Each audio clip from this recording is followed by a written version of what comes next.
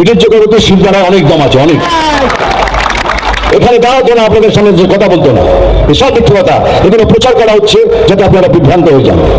কোনো জোট নেই, কোনো মিল নেই, কিচ্ছু নেই, খালি বুঝিয়ে দিচ্ছে আপনাদের, বুঝিয়ে দিচ্ছে। যাই হোক, খেলা যখন হবে তাই বলছি, যে ব্যবহার করবেন ঠিক সেই ব্যবহার ফেরত দিনও দেবো, সেটা হবে আমাদের অ্যাকচুয়াল লড়াই।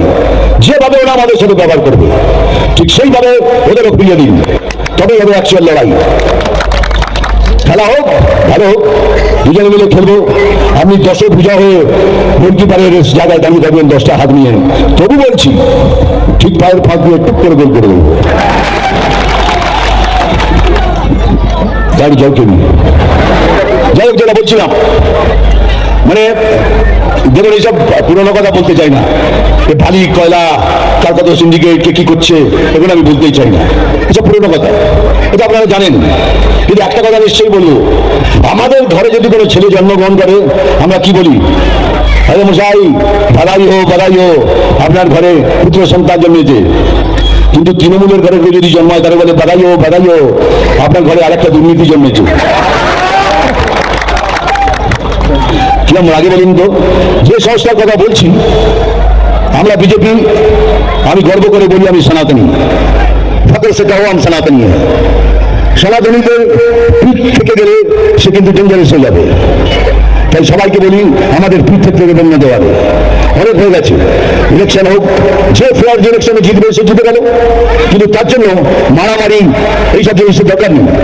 কিন্তু তবুও কিছুদিন আগে একটা দেখলাম রিল, তাদের একটা ছেলেকে মেরে বলছে, বল তুই RSS করবি না, বল তুই বিজেপি করবি না। এগুলো কি ভয় দেখাচ্ছেন? কতজনকে দেখাবেন?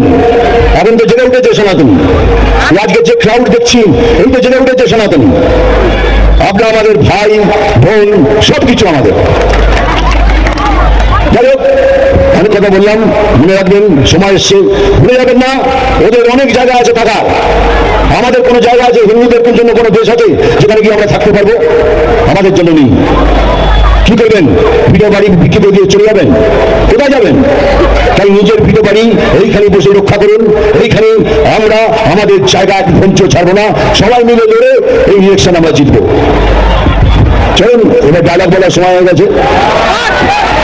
হ্যাঁ, ডায়লগ তো বলতেই হবে। এই শালা মারবো এখানে, তোরাই তো বলে দিচ্ছিস, আমি কি বলবো? মারবো এখানে, আর খিচুড়ি খাবি এখানে সেখানে। এখন এটা পলিটিক্যাল মিটিং, এসে কথা বলা যায় না পুরোটা। আমি বন্ধ না, আমি জল ঢেরাও নই, বেড়ে বেড়াও নই, আমি চাঁদ পোকো। আমি জল ঢেরাও নই, বেড়ে বেড়াও নই, আমি চাঁদ পোকো। আজকাল শুধু দুধ কলা খাই, ওটা বললাম না। নাম তুফান, বছরে 1-8 আসি, যখন আসি তখন প্রলয় ঘটে, আর যখন যাই যারা নিজেকে ভগবান মনে করে তারা নিজের অস্তিত্ব খুঁজে বেড়ায়। জয় হিন্দ, ধন্যবাদ, ভালো থাকবেন।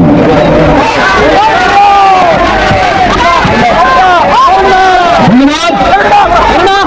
বিশিষ্ট চিত্রাভিনেতা, যার ঝুলিতে এমন কোন রাষ্ট্রীয় প্রাইজ নেই, সেই রাষ্ট্রীয় প্রাইজ পাইনি।